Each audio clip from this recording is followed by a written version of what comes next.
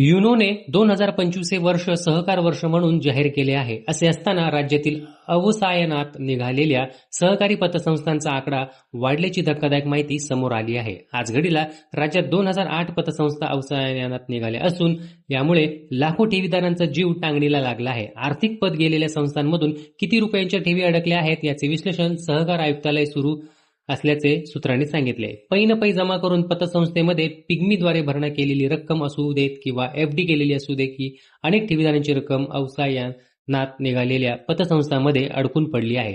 ही रक्कम केव्हा मिळणार हे अद्याप स्पष्ट नाही. छत्रपती संभाजीनगर जिल्ह्यातील आदर्श सहकारी पतसंस्थेत 24,000 ठेवीदारांची 202 कोटींची रक्कम अडकल्याचे उदाहरण वानगी दाखल घेता येईल. राज्यातील 6 प्रशासकीय विभागांचा धांडोळा घेतला तर प्रत्येक विभागात सहकारी पतसंस्था बुडीत निघण्याचे आकडे डोळे दिपवणारे आहेत.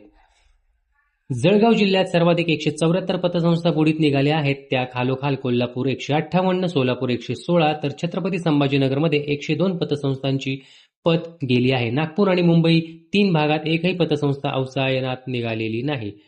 ठेवीदारांच्या रकमेचे विश्लेषण. ठेवीदारांची किती रक्कम अडकलेली आहे याचे विश्लेषण सुरू असल्याचे सहकार आयुक्तालय सूत्रांनी सांगितले. मार्च नंतर निश्चित आकडा समोर येईल.